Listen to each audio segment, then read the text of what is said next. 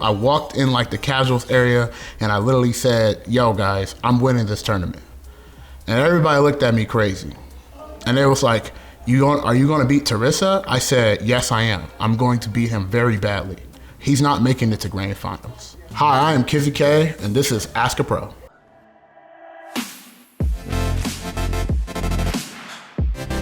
First question, KHDO12346. What fighting game do you think has taught you the most? It could be gameplay stuff, it could be personal stuff, anything that serves you as a lesson. Well, I would say BlazBlue. BlazBlue taught me quite a bit. I think that game is one of the hardest games I've ever played.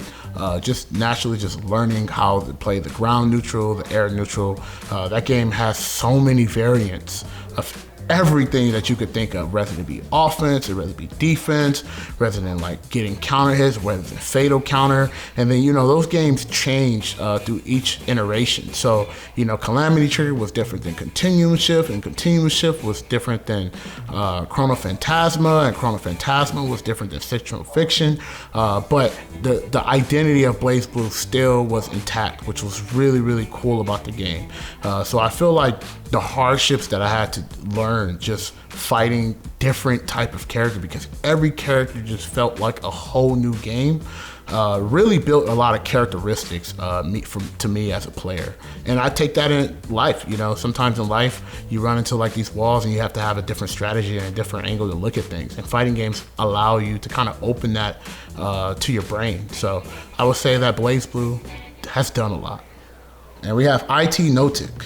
What sort of content would be suitable for the growth of a Discord fighting game? Well, I think collaborations with all the players is very, very important. As long as all the players are involved and doing so many things for the game, especially, being fun, hosting events, hosting invitational, hosting like special type of fights where, some players are doing random select and things like that, will keep a game that is like a Discord fighter alive and well, mainly because people are going to see like, oh, this game I always wanted to play, and to see that they have a community, I want to keep playing it. And then if you guys are being very welcoming, people are going to show up, people are going to give things a try.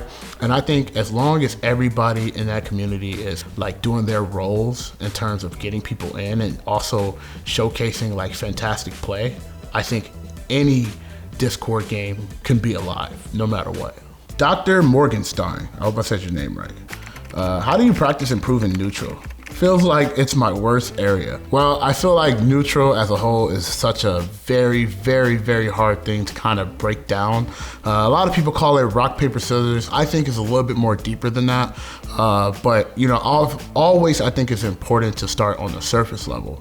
And the surface level is trying to figure out where your character is strong at, what character you're playing at. For example, covers in the air, covers in the ground. What are their strengths? And you want to kind of hover around that position the whole time when you're trying to play. It's going to take a lot of trials and error, just mainly because you have to learn, which is, I think it's the fun aspect of fighting game, is through experience. Then you will start getting more comfortable of where you need to be to elevate your neutral. Ratfink2079. For Tekken 8, there's a vocal minority of overly negative people that is bringing the vibe of the game down. This could be for any fighting game, but how do you deal with that as a player and a creator? Well, I don't care. I'm gonna keep it honest with you. I really don't care. Everyone's always gonna have something to say, and that's okay.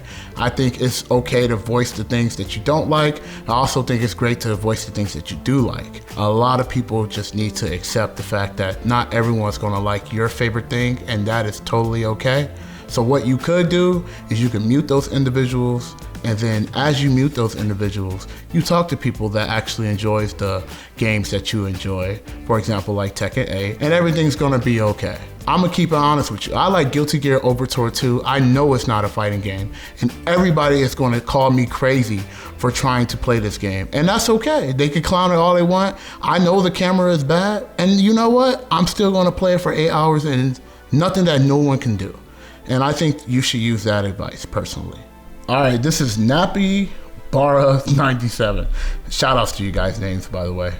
As someone who struggles with time blindness, time management, how do you manage your time to compete, work, and make content? I think it's very important to have a bunch of people in your circle that is willing to gradually improve with you as a team, because you get to take those times that you guys can get together and use that to kind of formulate game plans, how to improve. Okay, this is the goal that I want to do. Mainly just because you get to talk out and see and feel what is the problems that you're having, or what are we doing good, or this is really good and this is the reason why I think it's good because of this.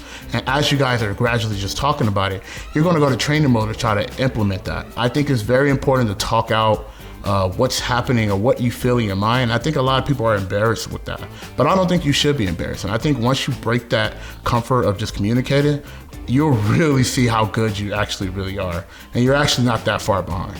Snow underscore soldier 493. That is a fellow individual that has been around for a very long time in my channel. I appreciate you. He said, what tournament run are you the most proud of? That is a very, very good question. I think the thing that I'm very proud of the most is being able to be one of the American players to defend against the Japan invasion back in Guilty Gear Rev 2. This was the first American qualifier for Arc World Tour and Guilty Gear Rev 2. I walked in like the casuals area and I literally said, yo guys, I'm winning this tournament. And everybody looked at me crazy. And it was like, are you going to beat Teresa? I said, yes, I am. I'm going to beat him very badly. He's not making it to grand finals. So we played casuals, and he beat me in casuals. And people was like, yo, how do you feel? I said, I'm still going to win. This is just casuals. When I played him, it was very, very bad for him. And he was crying. And I felt great. You should be crying, because you're not winning my tournament. I felt very, very confident in that tournament. I was playing really good within the span of 2 months. So I think that was the most important win for me. Cap10L, what does tournament prep look like? What are the things you do to be prepared as much as possible? One of the things that a lot of people do is the week of, they play constantly and they play way more than they should. For me, I'm hands off. I think I focus more on the mental aspect of competing more than the physical aspect, mainly because you're not going to be able to ingrain anything new of the week of the event. So I try to make sure that I have my mind fresh. I'm not thinking about anything outside of what is in front of me. And I listen to a lot of music, because a lot of music, personally for me, keeps me relaxed. It keeps me in a mood that I need to stay in. And that's pretty much what I do. I watch a lot of replays. I make sure I study my opponent. I see key things that's very important. And whatever that video shows me, I stick with my guns. Reborn Nora 2. How are you able to make a name for yourself if you lack the finance to compete or attend competitions? Well, shout outs to Rollback, because that is no longer a problem. You can enter these tournaments for free. And I think as you enter these tournaments for free, you get a chance to be one of the players that people will acknowledge you as very strong. And I think that as you constantly play in these tournaments, you can set goals for yourself as you play players that are high caliber, potentially, and you get a chance to kind of level up. And I think as you are comfortable with those things and you progress more on the caliber and the nature of matches that you got to get comfortable with, you will 100% make a name for yourself, I believe. Nico Nism, what motivates you to dedicate more time to the FGC and fighting games, both content creation and in competitive? Well, I gotta say that Panda Global came to me with an interesting idea. They was like, yo, what do you want out of this? I said, yo, I want to be one of the best in the world. That's exactly what I told them. And you know what they told me? They said, I believe you already can be that, but what if we have something else for you? And it was like, well, I believe that you have a very good talent of talking to people. And I feel like that you should utilize that talent a little bit more. And that's how content creation actually started. I truly believe that it is very hard to balance content creation and competition, but I think the things that I enjoy, which is just competition in general, allows me to be willing to keep trying different types of tactics to learn and adapt while also work and bring something great for the people that enjoy watching me. If you're getting to something like that, you should really, really think about what you're sacrificing. And if you're okay with those sacrifices, then I believe that you can do it. Because if I can do it, so can you. Roll Rat. These names are so good. Who were your fighting game icons before popping up on the scene? Man, I was a really big fan of K-Brad. K-Brad, Combo Fiend, Mike Ross, those individuals, man, those guys were something serious to me. I think just being able to kind of see like how they approach the game was really good. Combo Fiend in particular is a really, really archetype that resonates with me. And to be honest with you, I feel like our styles is very similar, but his is just way more just experience and more just cutthroat that I'm like, man, he really just makes something so dry, so clean. But I would say that those are like my icons. I mean, you know, we could talk about the Nerd Joshes, we could talk about the Tasty Steve, we could talk about all these guys that, you know, I was around with that actually helped me level up, you know. Without the house and SoCal, you know, those guys are my icons too, you know. Shout outs to Breaker Dave, LPT, D Smooth, you know, Bobby, you already know. Huey 253 Free, you know, all the guys, you know, SKD, you know, Zidane, I can literally keep going. I have a lot of people that have my back. And there's people that even I look up to, they have my back too. So those are the guys that I resonate with the most. Fun fact, I challenged Bobby into a money match, and he was my first time I've ever lost money in a set. Yeah, and you know Bobby, when he up in the league, what happened? What happened? You wasted my time taking my money, right? If you could pick one guy to compete in the Fighting Game World Cup that would destroy anyone in any fighting game to save your life, who would you pick? Whew, to save my life? Man, that's a really good question, bro. To save my life? I gotta trust you, you know? Like, that's a lot of trust. I have somebody. This is crazy. But honestly, Prime Flow.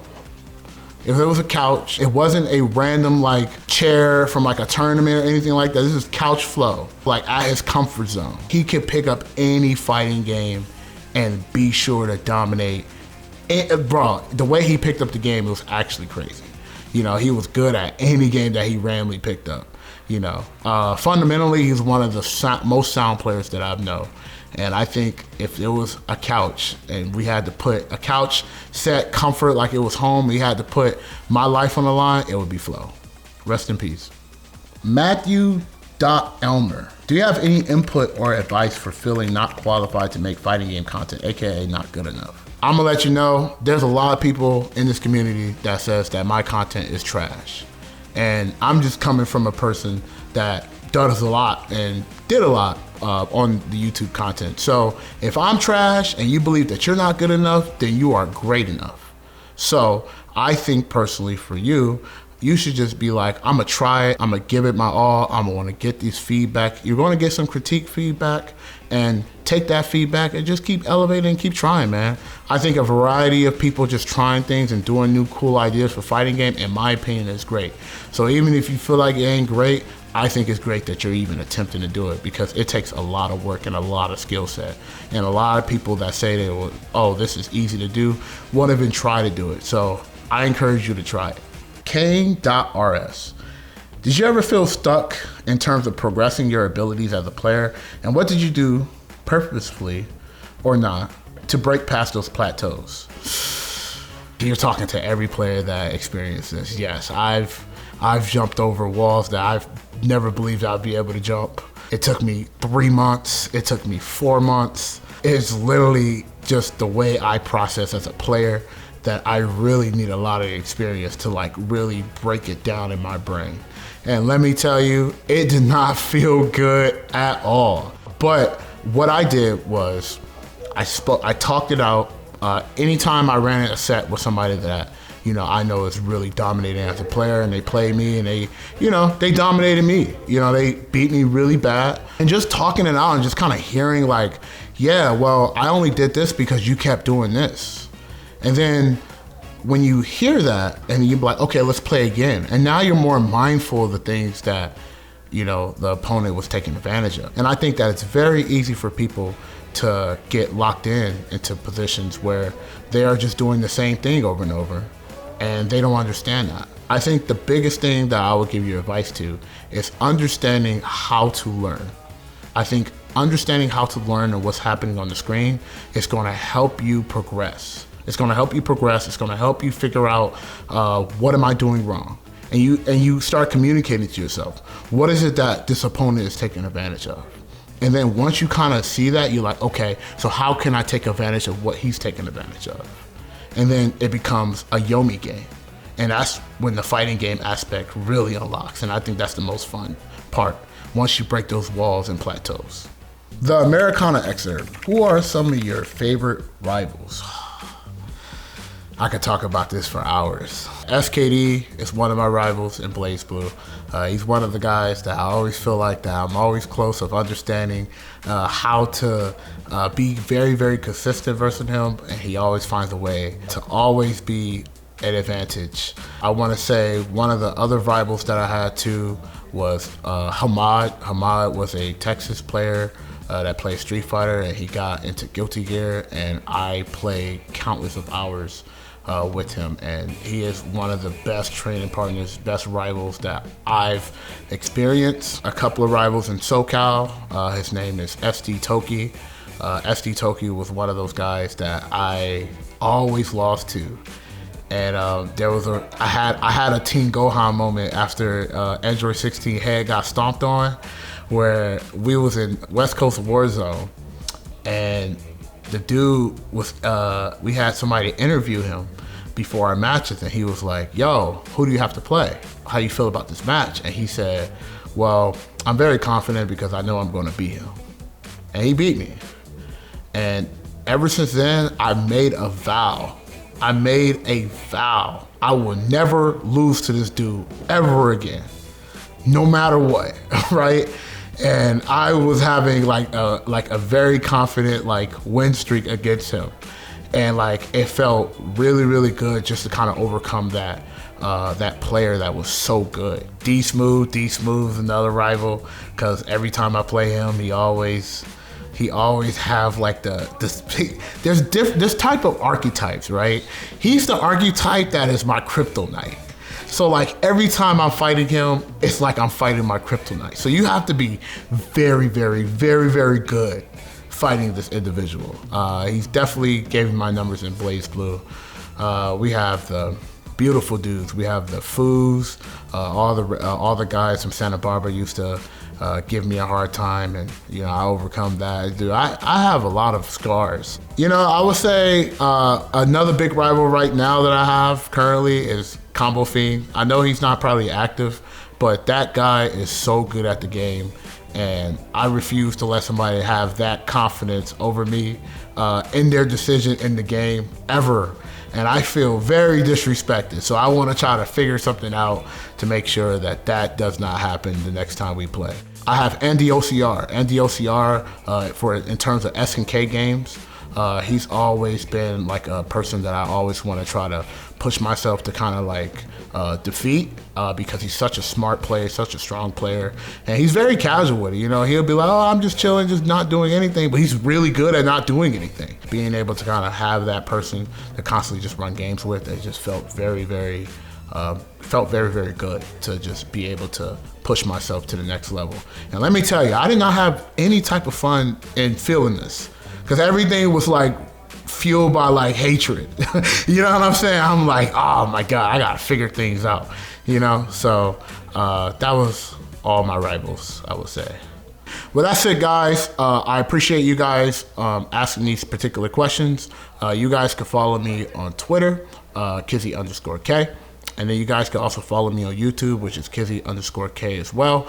Make sure you guys subscribe and support your boy as always. And thank you guys so much for all these messages. And I hope you guys continue on supporting me.